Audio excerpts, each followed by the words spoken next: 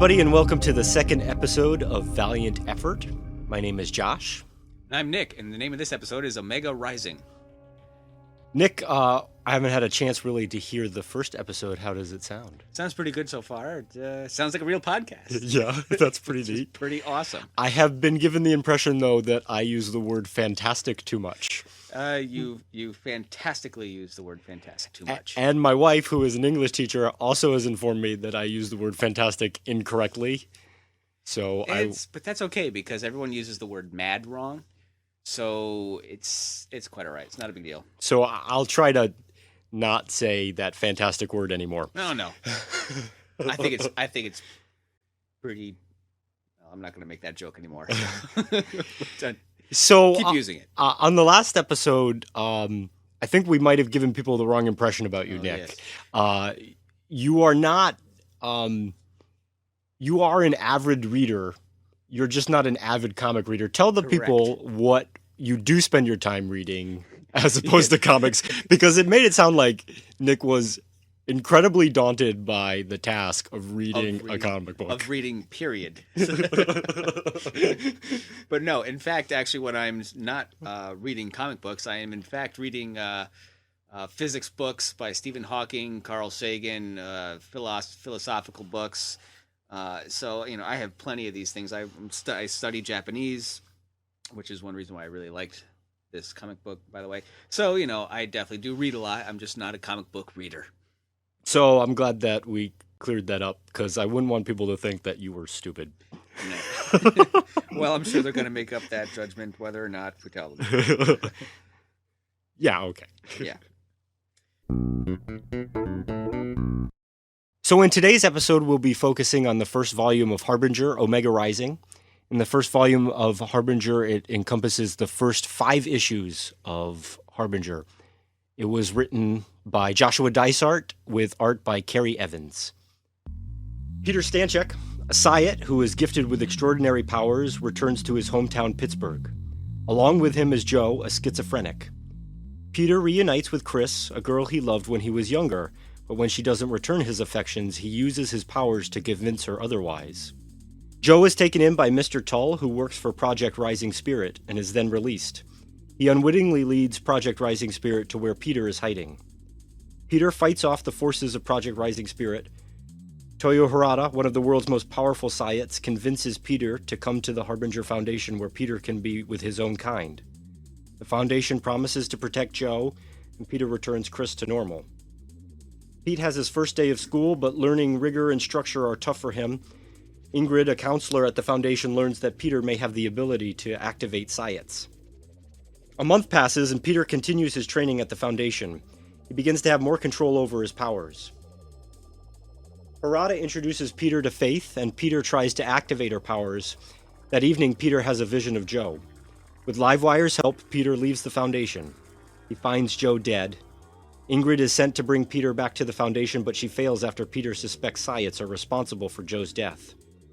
After a battle with his instructor, Hidden Moon, Peter returns to the Foundation to fight Harada. Harada nearly kills him, but Livewire stands up to Harada. Harada throws Pete off the roof, and Faith catches him before he falls to his death. I'd like to note that that Faith is a person and not a thing. But you have to have her. Well, Nick, I gotta say that I'm a little nervous about reviewing these 5 books, because last episode, it took us an hour to talk about those 4 comics, and there's a lot more that happens in this story than in the first volume of X-O Man of War. Yeah, there certainly is a lot more to talk about, especially since I actually enjoyed this one a little more than X-O Man of War. I took about 4 pages worth of notes down, and I could have just kept going and going and going. But I had to stop myself somewhere. Let's talk about the opening. It starts in an interesting place, because it starts in the past, and we see this mysterious figure. He's walking into this Tibetan monastery. He makes all the guards kill himself, and then all of a sudden there's this monk on a stone tablet who's just bleeding like crazy. Yeah. For some reason, I didn't really know what to make of the bleeding monk at that point. I just thought I don't really know what I thought. I just kind of just took it as is and just kept reading. I thought that this whole thing was taking place in, I don't know, 16 or 1700s. Then I see the bleeding monk there, and I didn't really realize he was bleeding so profusely until Harada said, oh, it is true. There is a monk that continues to bleed but never dies. And I was like, oh, wow. All that blood was coming from him? Holy crap. One thing I thought was interesting about the bleeding monk in that scene is that he refers to Harada as Harbinger. That begs the question, is Harada the title character of this story? Later on, again, the bleeding monk also refers to him as Harbinger. But on two of the covers, the QR #1 variant and on the regular cover for issue 2, Harada refers to Peter as Harbinger. So I'm not really. I'm interested. Who is the main character of this story? I'm very interested in that. Do you know? I don't. Oh, okay. I think that Joshua Dysart, the writer, is way farther ahead than he is even at this point. Because they're right now, as we record this, they're at issue 20-something, the early 20s. But I wouldn't be surprised if he's got 50 issues in his head ready to go. Kind of like the TV show Lost, how they knew how it was going to end in season 1. So here's a question I have for you. Did you read all the Thought Balloons? I did. Every one of them? Yeah, I didn't think I was going to, and I thought... Not just the cover, but the inside as well. Yep. Right. The inside. After a while, I thought that maybe after 4 or 5 pages, I'd be like, all right, I can't take this anymore, and just kind of skim over them. But no, I read every single one. I really thought that scene did a tremendous job illustrating how crazy it's got to be to hear all those voices in your head. Yeah, and I also liked how they didn't have the little pointy things that show where they're coming from. It's just, he just hears it everywhere. But you know what I also noticed is that they were all negative. All the thoughts were negative. Well, not on the cover. On the cover, there were fun ones on the cover. But in the story, you're right. They are all dark. Yeah. I guess probably I would think that negative thoughts are clearer and would. I mean, when I think a negative thought, it's clearer in my mind than when I'm thinking happy things. I think that's just human nature. Yeah, yeah, I think you're right. It is human nature to be negative, so that could be. So Peter, he's hanging out with Joe. What do you think of that guy? I don't think Joe is psychotic, like they say. I think that he has a power that he shares with Pete, and I think that it's just kind of made him overconfident, and everything that he sees, everyone else thinks is just crazy. So I don't really think he's psychotic. So you think that Joe is a Sciot as well? Yes, but I don't really know. I know that he has to take pills for his craziness. I figured it was his pills for the voices inside his head that are the same voices that Pete is hearing. Those are voices inside his head, but those are because he's a Sciot. Well, I think that Dysart was ambiguous about that at the beginning, especially when Joe starts having conversations with Pete when Pete isn't even there. I remember thinking when I first read this, wait, is Joe actually there? Can he project himself? Yeah. I don't think that he has powers. I think that Peter is a little crazy. So, yeah, I mean, I'm sure that I may have misinterpreted it. Who knows? But all I know is I kind of like Joe, even though he's kind of, off the wall a little bit. I like that. I really like Joe. There's one line that he gives that I think is absolutely hilarious. When the police are after him, he says, "You're absolutely about to pepper spray the wrong guy." Oh. Yeah, that was a great line, too. That whole scene was great, and I was going to get into that in a minute. I don't know what the burbs are. What are the burbs? The suburbs. Oh, the suburbs. Yeah, so that means not in the city, in the suburbs of Pittsburgh. I thought it was like some kind of... Okay, I've never heard that term before. Whatever. I also thought this would have been a nice little thing Joe could have said. When Pete and Joe were breaking into Pete's house, Joe said, "At least tell me this isn't the house you grew up in." I really, really thought it would have been hilarious if he prefaced that with, "For Pete's sake." For Pete's sake, at least tell me this isn't the house you grew up in. That would have been hilarious. We already spoke about the bleeding monk, who never dies. I have lots of questions about that guy. Your questions are probably going to last a long time. Yeah. The bleeding monk is often not seen, but spoken about. Okay. Yeah, he seems like he's going to be a mysterious character for quite a while. This is just an observation that I made. When we're back into the Harada conglomerates, there's an image of a news reporter on this projection screen, and on the very next panel, you see the same image. I feel like that was just a copied image. I don't think it was redrawn. I looked at all like the lines and stuff, and everything is identical. I am really liking Toyo. I don't know. I can't tell if he's a good guy or a bad guy, but as of right now, he is a good guy in my eyes. However, following traditional type bad guy-esque things, they always look like the good guy first, so I'm sure that at some point he's going to turn and I'm going to start not liking him. But for right now, I think he's a cool guy. But I do have a question about him. Does he have immortality or is he just slow aging? Maybe. You're going to see a lot more of that, and they're going to talk about that. It's very interesting, though. He does certainly look a lot younger than a man who was around during Hiroshima. So, right. To go back to your previous point, though, I have the benefit of history in that I know what's going to happen because I'm further along in these stories than you, but also I know what these characters were like in the original Valiant universe. Harada is, in these first 5 issues, to me, he's the good guy. And I would never have expected that I would feel that way because he's not a good guy in the original Valiant universe. But compared to Pete, he's far superior in mind and intellect and maturity. Experience. And he's just,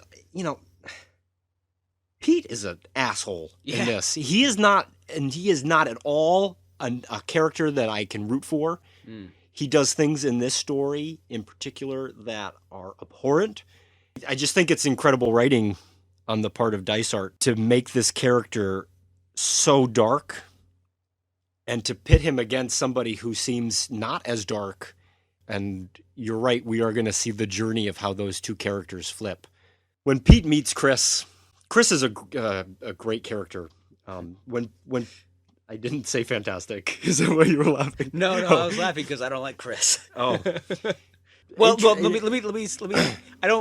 I shouldn't say that. Her personality is fine with me. Actually, I would totally do the same thing if I was in her shoes and I had this creepy guy just come over and say that, like I love you. After not seeing the person for 10 years, I just think she's ugly, and I don't like her glasses. They look like alien eyes to me. So that's why herself I'm fine with. It's just her character design. I see. What do you think about what Pete did to her? I think okay, let me ask this question a different way because I didn't really ask the question right. Let me ask it a little bit more dramatically. Did he rape her? Oh, that is a lot more dramatically. I'm going to say yes. Beyond mind raping her? Yes. Yes. I think that they had sex too. I know that when this comic first came out, there was a lot of debate about whether or not, because when we see them, they're clothed. But to me, I mean, okay, first of all, you use your powers to convince this woman to fall in love with you. Then you bring her back to your place. And you don't have sex with her? What? I mean, I'm not speaking from personal experience here. But what 18-year-old is going to get a girl drunk? Yeah. To the point of not being able to remember anything. And then at the last minute have a sense of morality and say like, oh, babe, I'm not going to have sex with you now that I got you like this. That would be wrong. I can't believe that he didn't have sex with her. And if he did have sex with her, first of all, it's bad enough that he screwed with her mind and made her think things that were not true, went inside her head. It's another level to make that a physical thing as well. And this is one of the reasons that I actually hate Pete. I hate him as a character. And I love that I hate him because to me that makes him a realistic character, and I'm interested in his journey. I'm not interested in reading comic books about Superman necessarily because Superman is always good and always righteous. And Yeah, it gets kind of boring after a right, while. so let's see what a realistic portrayal of somebody who has these powers and who doesn't understand how to use them, and what does he do with them. And if you're crazy and you hear voices for years and you've been in institutions and there's this girl that you absolutely love and you can't wait to see her again, and then she rejects you immediately, what would you do with your power? And I think that would be the correct course. and Not yeah, the correct course, but the most realistic. realistic Yeah. course. That's the word I'm looking for. And it just makes him such an ass. And He is the definition of the anti-hero. and that's why I root for Harada at the beginning of the story, because he's trying to rein him in. He's trying to say he's at the beginning of this story. He's Professor X. You know, he says, "I got a school. I'm going to bring you in. You're gonna have fun in the danger room. we're gonna teach you how to use your powers, and you're gonna be a better hero because of it."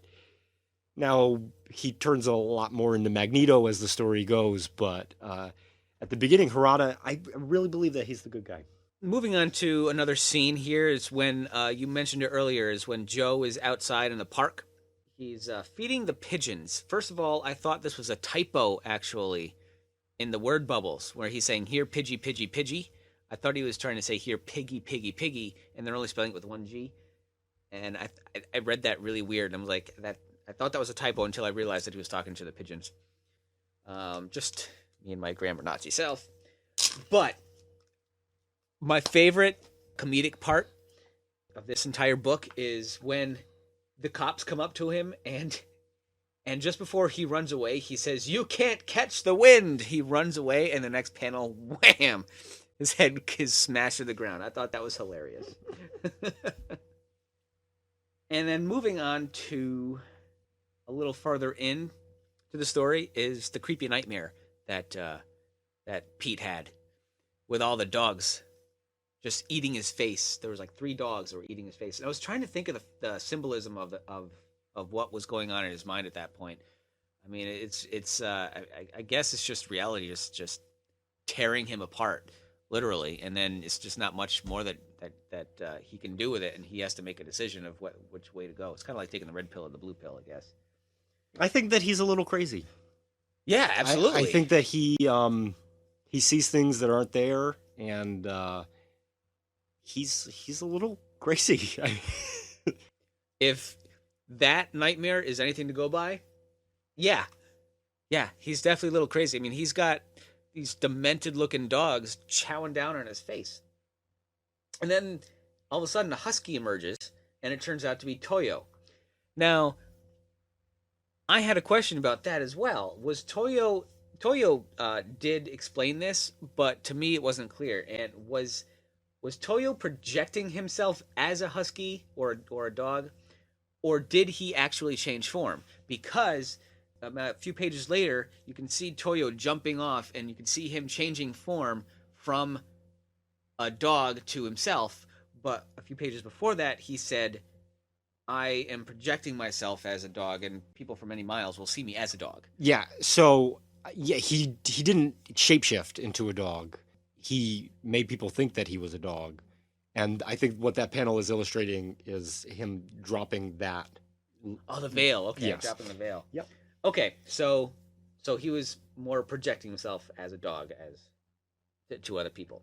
That's kind of cool. I wish I could do that. Just kind of walk around and make people think that I'm some kind of a squirrel. So here's my a squirrel. Here's my leading question for you, Nick. Is he old or is he projecting? Ooh, that's a good question. So that also ties into my question: if he's slow aging or immortal. I bet we'll find out more later. Stay tuned. Wait, is this a spoiler? No, I don't spoil anything by accident. Okay.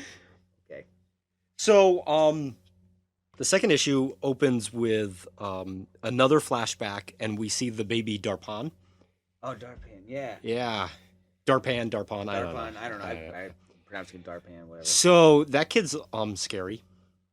Yeah. Darpan the Mirror. I'm sure will return. Well, just because he was in the story later too. Right. Yep. Well, this is I really like the flashback that Toya was having while approaching Darpan. It was very Terminator 2-esque, and I think it was pretty realistic. I think, and watching the people just kind of turn to paper as he was trying to save his family. The flashbacks, by the way, are drawn by somebody else. Oh, really? Yes, so that's a different artist, which is something that Valiant does. Cool. It's really hard to meet deadlines, especially when you're an artist that has a lot of detail. So something that Valiant often does is they'll have their flashbacks drawn by somebody else. That's a different artist. Pretty cool, actually, especially because if you can differentiate present from past and do a different art style, that's actually kind of cool. Yeah. It's a neat artistic choice, but it's also and it makes a lot of economic sense for them as well, so that they can meet deadlines. So here's my question, though. Harada knew where Darpan was and found him when he was a baby. Yeah. Why did he not do the same with Pete? Why didn't he find Pete when Pete was younger? Why did Pete have to go through all these trials as an adolescent? Did Pete have some kind of a subconscious mental barrier up? I don't know the answer to the question. I just think it's interesting that Pete escaped his view for so long. Wait, Harada also said later on that he needed Pete to experience the things that he did in order for him to understand why Pete needed to be with Harada. I see. Okay. Well, it is possible that the Bleeding Monk also convinced him to leave Pete alone as well, because he really counsels with the Bleeding Monk. And in fact, the whole premise of this story is that the Bleeding Monk basically says there's this kid named Pete, and he's going to be better than you, and he's going to destroy you, and Harada is trying to prevent that. Mm. One of the most powerful moments in issue number 2 for me, besides the flashback, which was, Darpan's just scary. That's just such a scary power that he has. Another extremely powerful moment for me is when Pete puts Chris back the way she was. Oh, yeah. And she just starts beating on him. Yeah, and she knows what he did. Oh. And she's pissed off. And I am real interested to see what role she plays later on. Real interested, because she is so... she is livid at Pete. She is so angry that she has to come back and just be a thorn in his side. Does she become a villain? Or does she just become just a regular person who's just out to just hurt him in some real painful way? I can't wait for you to read the next volume. Okay. I thought it was pretty cool when Harada opened up Pete's abilities, and all of a sudden, Pete's getting beaten up, or he's just kind of in the fetal position on the ground, and all of a sudden he just goes, I call it going Akira on everybody. If you've seen the movie Akira, which is an anime, it's basically the same thing. He just has all these powers and all of a sudden just blows everybody away with his psychic powers. And I thought that was awesome. He just had enough, and he just like, get away from me! However, another observation that I didn't really like was the way that the bullets were going around Pete when he had his little shield up. They looked like tentacles to me. They looked weird. It was like, why are these tentacles flying around him? And it was just, they're the bullets. That is also an Akira reference, by the way. Yes. And at the very end of book 2, Pete gets a jacket, and then you can see the emblem, the Harbinger emblem, and the color of the jacket plus that emblem really made me think of Nightwing. Okay. I don't know why. Except that Nightwing wears blue and black. It was the blue color. I see. And the way that the emblem looks like a bird, it was just kind of like a bat to me at the same time. So what kind of bird do you think that is? Because it's drawn like a sparrow. I don't know. But I've always been under the impression that it was a dove for peace. Maybe I don't. I didn't really think It could of be that. that this is not interesting at all. So in the third issue, we're introduced to Livewire. Livewire is a really interesting character. I was liking her. She is so different from the original Valiant universe. A lot of these characters that you've seen so far, Eric, Harada, Pete, they're pretty similar in a lot of ways to the original Valiant universe. Livewire is incredibly different, not just the way she looks, her power set, and the way she acts. She's a very interesting character. I'm very excited. Her about power her. set is different. Yeah, in the original Valiant, she had like these magnetic powers, and for instance, she wore. It was a very 90s outfit she wore. She had shoulder pads and everything. Oh. But she had like this metal belt around her and she would like fling it at people. In this, she can speak to computers and stuff. I mean, it's totally different than Livewire was. Stronghold has the same powers, Edward. He has he has the same powers from the original Valiant universe, but Livewire, I know that we'll see a lot more from that character, and I think we'll see even more than I've already seen. I think she's going to be one of the powerhouses of the Valiant universe. I think she might become, as I said earlier with Chris, a thorn in Harada's side, because she was his right hand woman. She really wants to see. Who does she want to see fail? Actually, now that I'm thinking of it. I don't think that she's interested in one side winning or the other. I think that she's more interested in power balance. She's very yin yang in that sense. That's right. That's right. Because she wanted Pete to live because he would be the only one that could destroy Harada and just kind of keep the balance. Yeah, I think the way that she looks at it is she sees her boss Harada with so much incredible power, and he could go off the rails at any time. And so there's got to be the counterbalance to that. There's got to be someone that can just, at least put up a good fight. So she's really cool. I'm really liking her. I didn't really know what to make of her at first. So I was really, really neutral on her. Yeah, well, when we were first introduced to her, there's not very much said at all. And in fact, when I first read it, because I read it as a monthly, I went, oh, cool, they're bringing Livewire in. And then in issue 4 and 5, I was like, oh, they're going to make her interesting. Yeah. Yeah. Going a little bit forward into Pete's first day of training, he what's his name? Hidden Moon brings him into Ingrid's room, the psychiatrist. Yep. Psychologist. And then we learn a little bit about Pete's past, and yeah, he was bullied. This is Pete's only sympathetic moment in the entire 5 issues. Yes. He was bullied. I felt bad for him. All these kids are throwing rocks at him and calling him names. And, this another anime reference, this part reminded me of when, if you've seen Elfen Lied, when the character Lucy/Mew is getting bullied by these 4 kids, and she can't take it anymore, and she just, she ended up killing the kids and around her, but Pete here does the same thing, but he just knocks them back and gives them bloody noses or knocks them out. Even sadder to me in those flashbacks is Pete killing his dad. Yeah, that was the other thing. Did Peter kill his dad? It did say that he put him in a coma, and then they cut it out. Okay, you're right. That's true. He may be in a coma, and then his mom takes him away. Yeah. I thought that he killed him. I guess when we see later Harada trying to activate Psiots, I just assumed that if you failed, you died. Yeah, I mean, I don't know why they decided to use the word coma. I don't know if that was if pre-planning on their part, or if they just didn't want to make it look like he killed his dad. But I just thought it was interesting that they said coma, because I didn't expect the word coma. I expected the word dead. That brings an interesting point. One of his power sets is that he can activate other Psiots. And in the original Valiant universe, Peter also had this ability.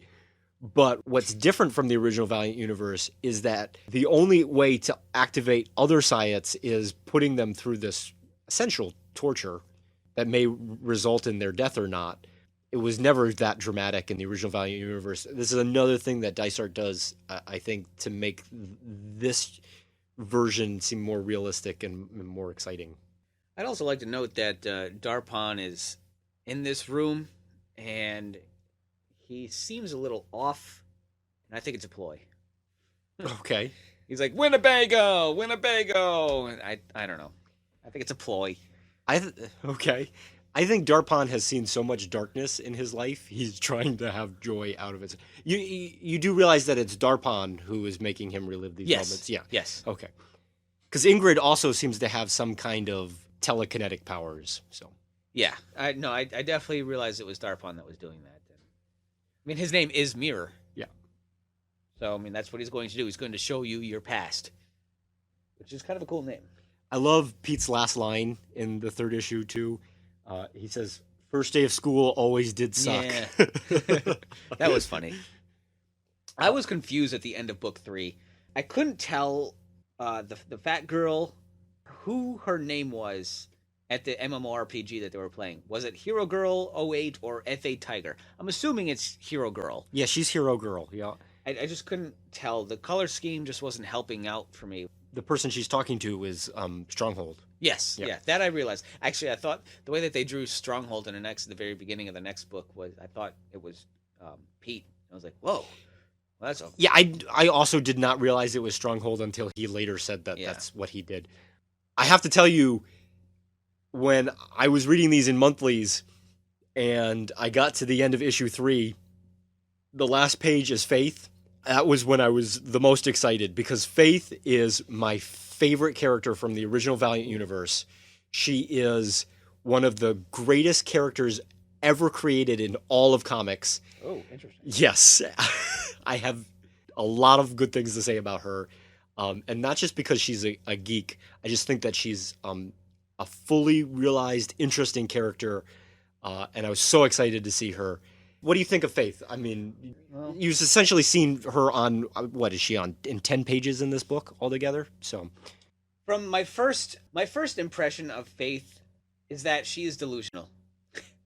She's definitely a geek, a nerd, a gamer. She likes all the nerdy things. She's got the Star Wars and the Star Trek, which I, like, oh, Josh might have liked this. I'm a Trekkie. Thank you for outing me to our tens of fans on the podcast that I'm a Trekkie. I'm sure that turned them all off, so now we have like 2 fans.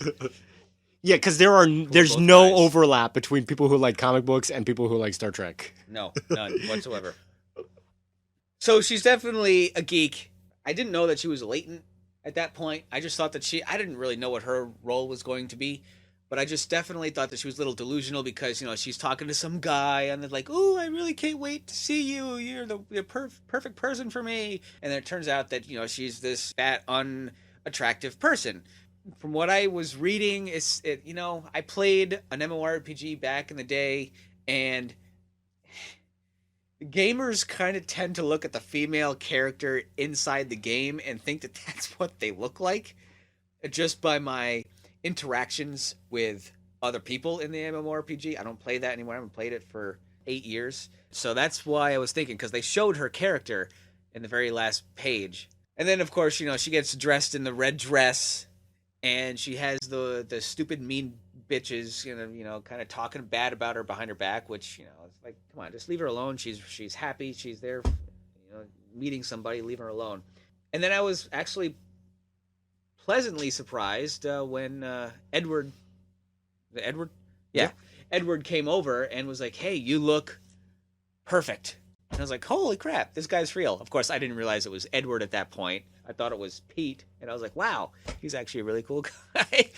But those are my first impressions. No, Pete is not a cool guy in these 5 issues. No. Here's the wonderful thing about Faith, and I'm going to jump all the way to the end right here. Peter has all of these powers. He can do all of these things. And it's the fat girl who can only fly who saves his life.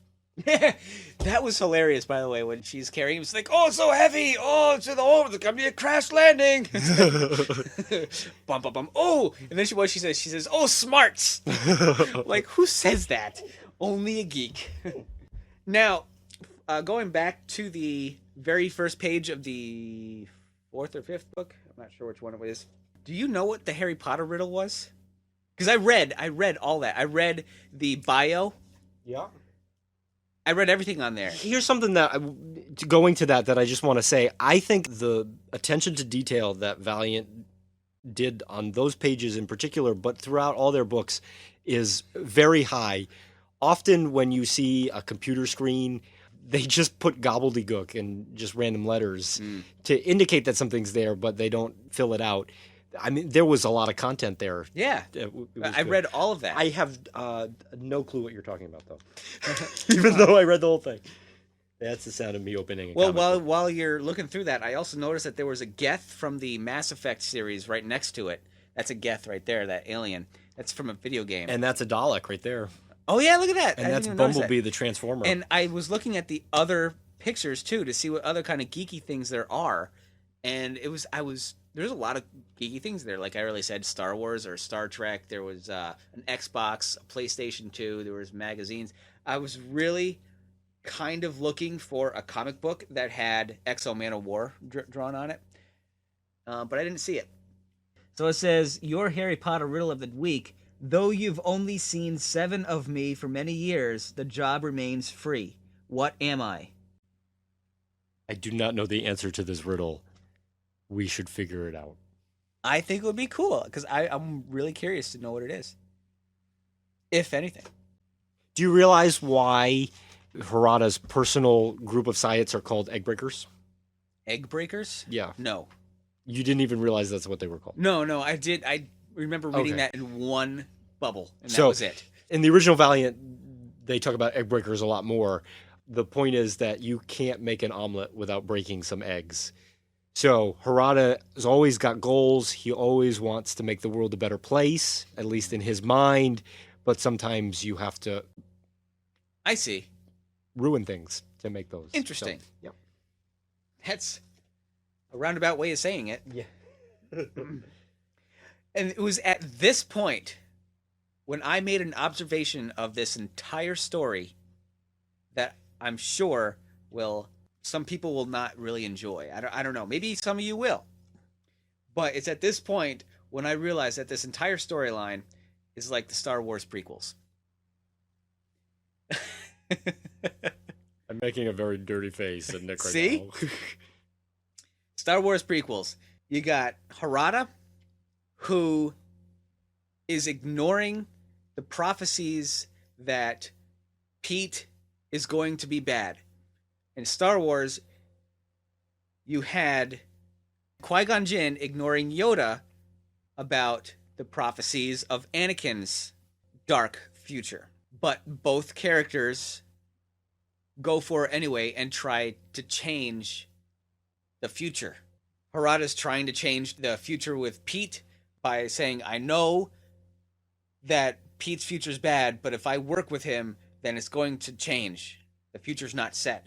And you got Qui-Gon Jinn that's totally ignoring Yoda and saying, clouded this boy's future is. And he's like, no, it's going to be fine. And both go bad. I like your comparison, actually. And also, Pete has only one friend, and when that one friend dies, he goes crazy, and that's what makes him go mad and just start destroying everything.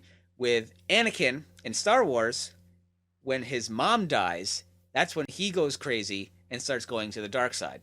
I think your comparison is interesting. I'm going to argue with you a little bit. I'm sure. Qui-Gon Jinn ignores Yoda because he wants what's best for Anakin. Harada ignores the bleeding monk because he wants what's best for himself. I see what you're saying there, but Harada is putting on a face that he's doing what's best for Pete. But I definitely do see what you're saying, where Harada's in it for himself and Qui-Gon Jinn is in it for Anakin. Anyway, it was at that point when I made that observation. There was a conversation between Ingrid Livewire, I think, and Harada. They were trying to figure out what to do with Pete. And I think Ingrid was right. They were trying to institutionalize someone who's always been in institutions, and that's not the right way to fix somebody. Ingrid is often right, and she should not be ignored. Ingrid, by the way, is a new character. She was not in the original Valiant universe. And I really like the fact that Harada, in the original Valiant universe, Harada is just surrounded by all these 20-year-olds.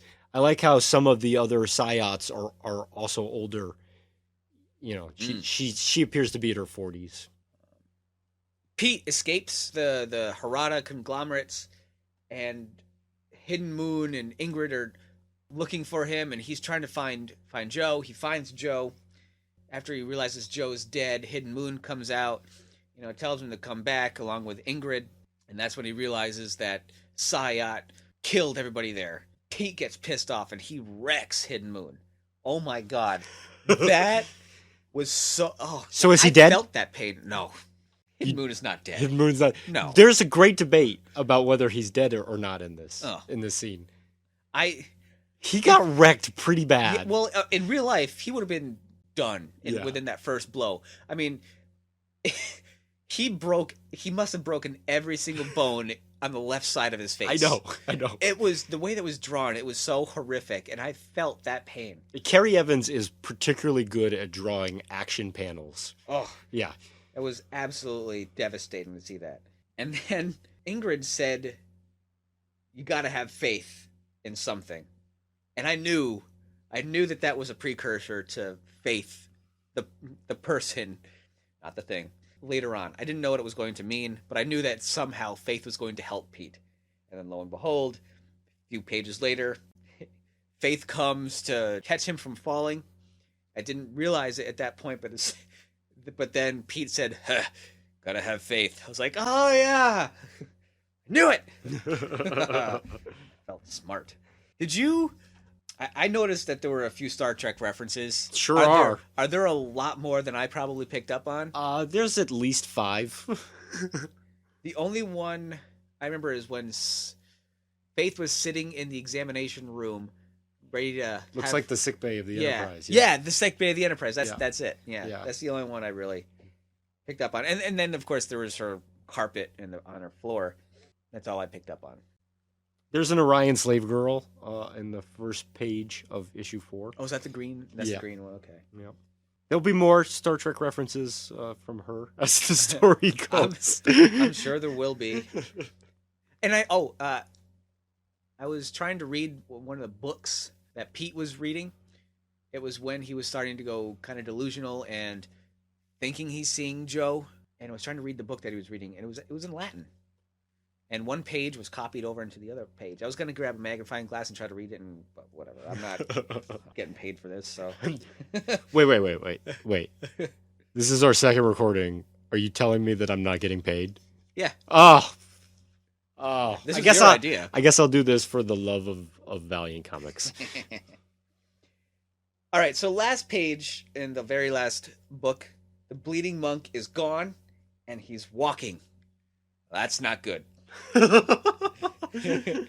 He's got to do something. I can't wait to figure out what it is. It's ominous. It might involve a war. Ooh, awesome. He's pissed. So let's talk about some Easter eggs, because there are some really good ones in this story. Okay, I'm sure I didn't notice any of them, but I do actually have some of my own. So I guess you did notice them. I guess so. But yours are more of a language. Your language thing rather than... Yeah, and mine are kind of the goofy things. Yes. Yep. Why don't you go first? Oh, sure. Goofy stuff. The cover of Harbinger #1 is absolutely fantastic. I said fantastic again. So if you take a look at it, you'll see a lot of cool things. One of my favorite word balloons is there's always money in the banana stand. Yeah, from Arrested Development. From Arrested Development. That's great. I also love in the upper left-hand side, it's simply Maya-hee. Yes, Maya-hoo. Maya-ha. Maya-ha-ha. That was great. That was embarrassing. All right. And I'm going to put the music underneath. You are? Oh, nice. I don't know. Now I have to because I said it. You did say that. Read all the word balloons. Okay, they worked really hard to make these, and you should read them all. There's some really good ones. Something that I noticed, this is my 5th read of this story that I never noticed before, because it's important later on, and I just wanted to bring it to everybody's attention. There's a line where they say that Harada has been shortlisted for a Nobel Prize. I just thought it was interesting because he set something up so far back with one little word bubble that I never word bubble. You got me saying word bubble, word balloon that that that I never noticed before, and it is a story point later on. So I'm just bringing it to your attention. That's all. Okay. Tell us about some Japanese rankings. Okay. A long time ago, I studied Japanese. I self-studied it. I didn't take it as a class or anything, but I definitely studied it because I went over to Japan over in 2003. So I have a small amount of knowledge of the Japanese language, and I noticed I was really excited to read all the Japanese words because I could understand what they were saying. So I figured I would try to translate what these rankings are. The only one that actually didn't make any sense to me, and I'm sure I got this one wrong. I know it's not the best way to start off, but this is the only one that doesn't make any sense to me, is Edward Sedgwick's rank of Koshogumi. The suffix of gumi means group. And so I looked up the word kosho, and the word kosho means old book. I don't know. Maybe it means that he's part of the group that's more learned. Perhaps. Or perhaps I'm just not looking at the right word of kosho. Or maybe there's another word called koshogumi that I don't know of. I mean, I looked that up, and it didn't come up back with anything. So let's talk about the ones you do know. So the ones I do know. Livewire, whose code name is Koden Bushi. Is that correct? Is that her code name? You got me. I believe her code name is Koden Bushi. I got to be honest with you, Nick. When these ranks came, it was very hard for me to keep track of who was who, and so I didn't. Okay. So no, this is good. I like this. Yep. The suffix of Bushi means warrior. The word Bushido means way of the warrior. Koden means legend, so she's a legend warrior. That's basically the literal translation of Koden Bushi is legend warrior. The next is Hidden Moon's rank. His rank is Seiei Bushi. Seiei means powerful or elite. Well, that makes a lot of sense because he's got one of the highest ranks. Right. And then the next part is when Hidden Moon is bringing Pete through the tour of the school. He's explaining to Pete the ranks of the students in the classes, and that would be the Ichinen Sei, the Nensei, and the Shimiya in respective order. Hidden Moon did say that Ichinen Sei means freshman, and that is what it means, but literally it means first year student. Freshman. Easier to say freshman. The next one, Nensei, actually doesn't mean anything. They're missing the number. It's just saying student in year blank. So it should be Ni Nensei. Ni is the number 2. So just saying the second year student is Nensei is kind of just leaving it up in the air. And the last one is Shimiya, which means senior. So that makes sense as well. Also, I don't know what Ion's real name is. I don't either. That's a new character. This one kind of confused me at first. His rank is, oh god, I can't. This is gonna be hard for me to pronounce. Aoni Saibushi has the suffix of bushi for warrior, so I kind of got rid of that, and I was just focusing on Ao Nisai. I do know that Nisai means 2 years old, and Ao, A-O, means the color blue. So I was thinking, that makes no sense to me. Blue, 2 years old, warrior.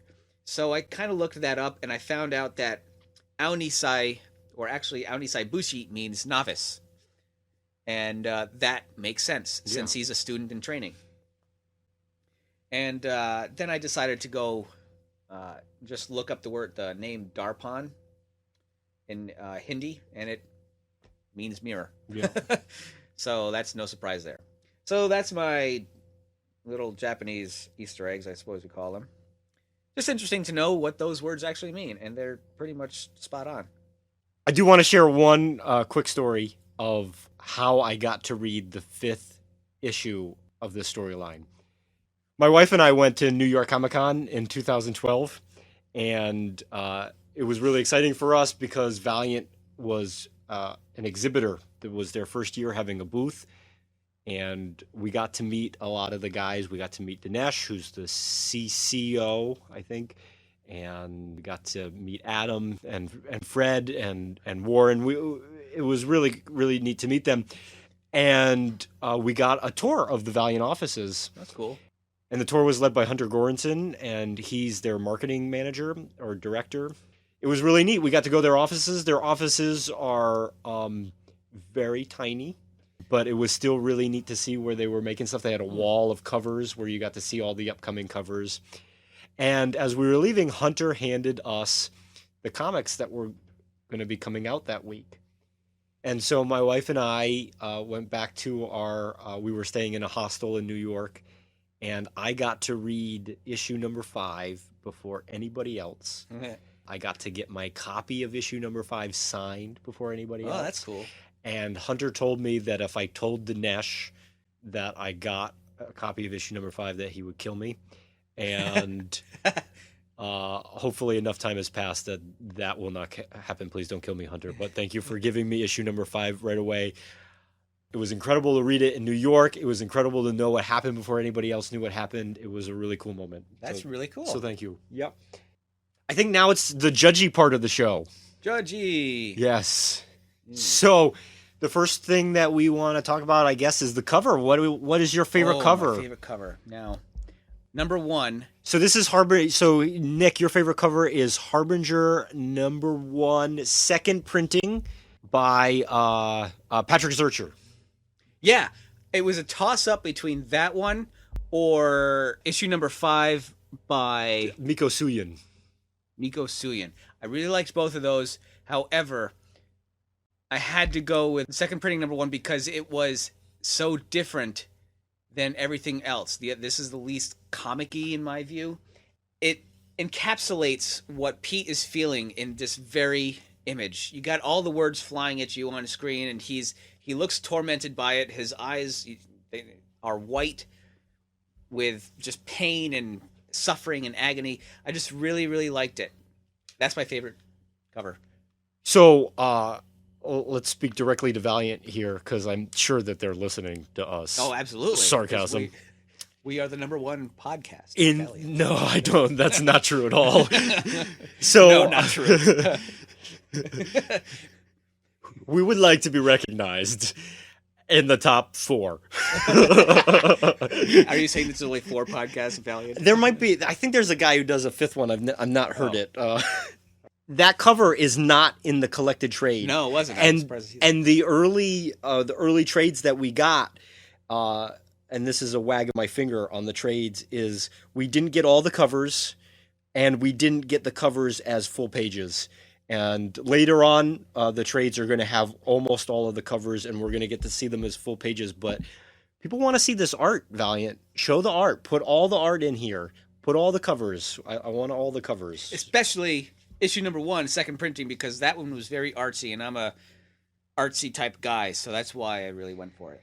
So my favorite cover is also issue number 1, but the 1/20 variant by Doug Braithwaite. And I love this cover because it is an homage to the cover of the first issue of the original series of Harbinger. The car in the background has the same license plate as the car in the background in the first Harbinger cover. And I had never bought a variant cover before until Exo Man Award number 1. And my wife got that for me, and that was very sweet of her. I had never wanted to purchase a variant cover before until I saw that one. I just thought it was beautiful, a beautiful cover, and it's one of my favorites. I find it interesting that you picked an homage to a cover this week, and last week when I picked the homage, that was not your favorite. Okay. Did you do the QR? No, I didn't do that yet. The QR is very cool, and Valiant did include the QR as a full page in the trade. So listen to that; it's pretty neat. So Nick, would you recommend Harbinger Volume 1 for people to read?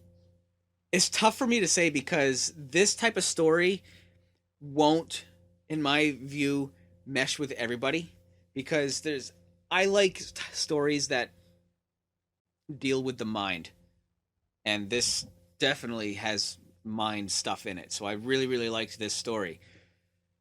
But not everybody goes for that. They just want the, just like the action and the hero type thing, and this has a lot more going with it. Well, I'm not asking if you would recommend it for your mom.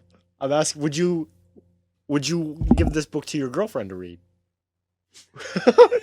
I don't know if she'd like it. Okay.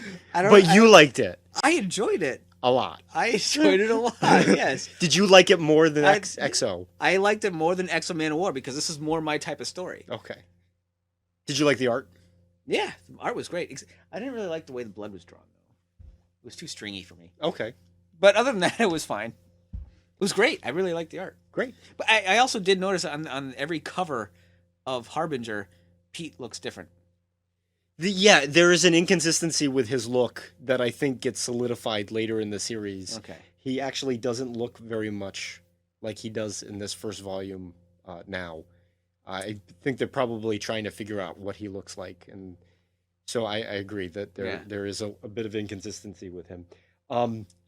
I too enjoy this book. I would recommend it for everyone. I would give this book to my mom to read, although she doesn't read comics and she wouldn't read it. My quibbles with it are minor. I'm not necessarily a fan of Cary Evans' artwork. I think he draws action very well. And I think his panel layouts are very good.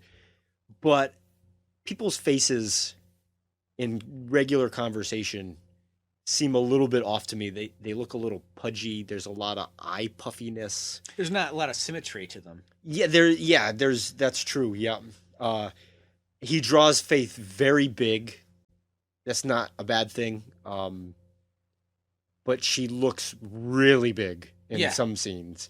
And I'm not necessarily sure that's how they wanted her to look all the time. I'm not, That being said, Cary Evans was also at New York Comic Con that I was telling you guys about, and he did a sketch cover for me. For Valiant has released blank sketch covers, and you can have people draw on them. And he did a Toyo Harada cover for me, and it is wonderful. It's really cool. Yeah, it's a great piece of artwork. I got to actually watch him draw it. That's cool. I stood there and I got to watch him do it. It's a great memory. He's a very humble and gracious man. I just don't always like how his faces look. Action, background, very good. Story is phenomenal. It's brilliant. To me, it's beyond a comic book. This is literature, and it's great. This is a lot more realistic and Exo Man of War. Certainly. Well, yeah, absolutely. And that could be another reason why I like it, because it's almost relatable to a certain scale. Were you surprised at how different they were? Were you kind of expecting all the books that I give you to be sort of the same? Yeah, actually, I was. When I looked at the team who worked on this book, I was like, wait, these names don't match. I didn't expect that. I expected the same people to work on every single story. Oh, well, yeah, that's not how... Well, I don't know all these that's things. That's not how comics are written. Yeah, that's okay. That's what the whole point of this podcast, because I've never read comic books. And I don't know anything about them. When Valiant launched, they had 4 different titles that they started with, and all 4 have a different genre. So, yes, I recommend that you pick it up. It's $10. It's a tremendous value, especially since you get 5 comics instead of 4 in this. You should get it. So, the 4 titles that they launched with, they all have a different genre. Here's the next one, Nick. I'm handing it to you right now. The next story that we're going to be reading is Bloodshot, Setting the World on Fire, Bloodshot Volume 1. Is this Blade, Wesley Snipes? It's not Blade, no. Does it take place in Japan? So that's a good question. Nick is referring to the Rising Sun Japan symbol. to America. 1, 2, 3, 4, 13. Yeah. Japan, something with Japan and America. That's what I'm going for. You can find us on Twitter at VE Podcast. You can email us at valianteffortpodcast@gmail.com. And you can go to our website, wordpress.valianteffortpodcast.com. So tune in next week when we'll discuss the first volume of Bloodshot. Thank you for listening.